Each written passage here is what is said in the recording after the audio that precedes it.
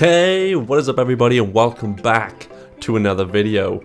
Today we're going to go through the second Chaos Dungeon that you can do in Lost Ark. It's called the Necromancer's Origin. It's the second tier 1 abyssal dungeon that you can do.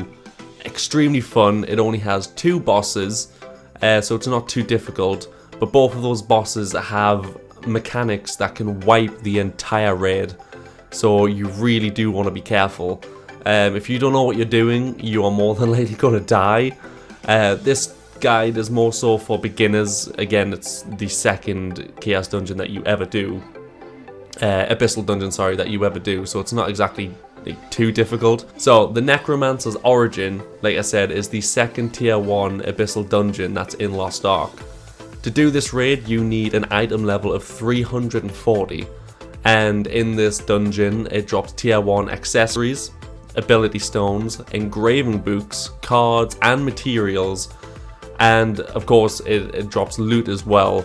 And at the end of the dungeon you can pay gold and sort of a bidding system where if you bid the most gold you will get an extra item, which is cool, really cool. I like that about Lost Ark.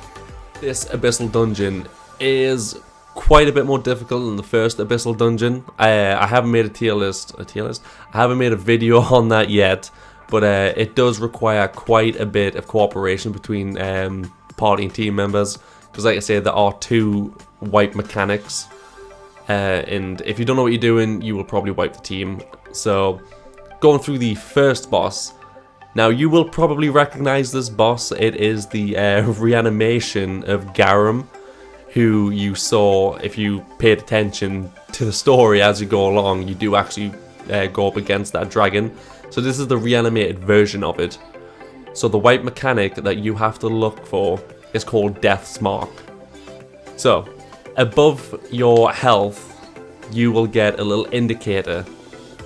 These little indicators, every time the dragon uses its attack, will go up by 1 if it hits you. I think it might be like a map wide attack, so it might hit you anyways. But basically it goes up and up and up. If you get the 5 death marks, the boss will wipe the entire raid. Now it doesn't matter if you get the 5 marks, if your friend gets the 5 marks, if the stranger that you decided to let into your group gets the 5 marks, if anyone reaches 5, the entire place will be wiped. Every player dies, even if only one person got all 5 marks. You do not want to be that person, believe me, I've been on that end of it. It's not fun. But luckily, there is a way to get around that. So every time Garum uses his ability, he will drop a light orb that randomly spawns in a random location. It's also marked in a little yellow dot that's on the minimap. So when you interact with this orb, it takes away all of the death marks that a player has. So what you want to do, at around about 3 marks, maybe 4 at a push, if you really think you can do it and you know what you're doing, you want to go for that orb. Now you do want to be careful, because of course if you only have 2 marks because you've already gotten rid of them, and another member of your team has, let's say, 4 marks, so if they get another one the entire raid is going to be wiped. You need to know that that person needs the light orb, because if you steal it from them, you've basically just doomed your entire party to lose, and you're going to have to redo that fight all over again. So you do really want to have some sort of fixed order in which, you know, player number 1, that could be you, goes for the orb first, and then player number 2, could be your friend, they go for it next, player number 3, player number 4, etc., and just keep doing that loop up until you defeat the boss. Now the boss doesn't really have many other mechanics that it could do. They're pretty simple, you know, a big red mark will come out, move out of the way, don't get hit by it. It's pretty much as simple as that. The only one you really need to look out for is Death's Mark. If that reaches 5, the entire party gets wiped, you have to start again. Super easy, to be fair. If you know what you're doing, it's incredibly easy to not die from it. Because again, all you have to do is get that light orb and you'll be fine. So yeah, best thing to do is, if you hit 3 to 4 marks, go over and get that light orb.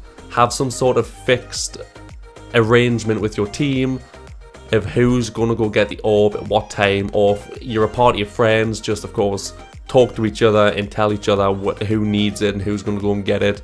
It's super easy. That's all you have to look out for. So that's boss number 1, completely sorted. You'll be absolutely fine as long as you just keep an eye on how many death marks you have and get that light orb if you need it. As simple as that. Now for the second boss, which just so happens to be the final boss. This guy's called Sigmund. Now Sigmund has 2 things you have to look out for. One of them is when Sigmund's health reaches 0, he's going to send out a shockwave on the floor. Now you have to basically look at the shockwave and see what color it is. Try not to blink because it is super quick. If you blink, you're probably going to miss it. So basically you'll send out the shockwave. It'll either be white or it'll be red. Now when he does this, he then sends out 2 orbs at each location, north, east, south and west. So whatever color the shockwave was, if it was red, you run over to the red orb. If it was white, you run over to the white orb. Pretty simple, but you need to assign each party member a location to go to. So for example, I would run to the north one, my friend would run to the east one, and then the other friend, the south and east, and so on and so forth. Just because you all need to click the correct orbs at each location, otherwise it's not going to work properly. Basically, if everyone does this correctly, you all pick the correct coloured orbs and you each go to your set locations and click them, then you only have to do this one more time and then the boss will be pretty much dead completely and you don't have to do it again. But if you do mess up, the boss Sigmund, he comes back and he gets stronger, his attacks are enhanced, and in addition for that, for every wrongly picked orb, the boss is going to revive with more HP. So you will have to go through the cycle more times and it is an absolute nightmare. I didn't know, when I first went into this, I didn't know it myself, and we did this boss about 5 times and people just couldn't get the grasp of it, so I literally had to search up what I needed to do. And then after that, again, it was a pretty simple, straightforward process. Just look at the ground, see what colour the shockwave is, go to your assigned orb, click it. You only have to do that twice and the boss is pretty much dead. But in between these, the second thing you need to look out for, Sigmund does a stagger check. Basically, he'll bring in a bunch of energy and you'll see a red dot, expand throughout the map. This is a one-shot mechanic. You need to stagger Sigmund and you need to do it quickly. If you don't, he wipes the raid and you're going to have to start again. But if you do, of course, the fight just continues, bring him down to 0 HP and then do what I've just told you to do before about the orbs. And pretty much that is it. Sigmund is pretty easy after that. That's all you have to do. The stagger checks, just be careful, either keep your awakening or just have skills that have stagger checks on them, and you'll be fine. Again, once his HP hits 0, just look at the shockwave. If it's red, run to the red orb. If it's white, run to the white orb. Click it. You only have to do that twice, and Sigmund is dead. Easy when you know how to do it. Not so much if you've never done this raid before or this dungeon before, and you have to try and do it. It's kind of difficult. So yeah, that's pretty much it. Once you've done that, the raid is pretty simple. He has other attacks and basic attacks, but those are easy to dodge and counter and stuff like that. Those are the only 2 that you really need to pay attention to. If you can do that, you will be absolutely fine. Easy. And that's it. Guide's over with. It's as simple as that. Now go out there and kick his skeleton looking butt. I don't even know if he's a skeleton, but he's something. He's definitely something. Yeah, straightforward as that. So probably the most unorthodox guide. It's kind of all over the place that you'll ever watch. But yeah, it's the first time I've ever done a guide, so it's a bit weird. But yeah, easy as that. As long as you guys know all of the mechanics, you'll be absolutely fine. If you don't, you're pretty screwed. But if you guys did enjoy this video, please leave a like, subscribe, comment, do all that nice stuff, and I shall see you guys in the next episode. Or video. Yeah, video.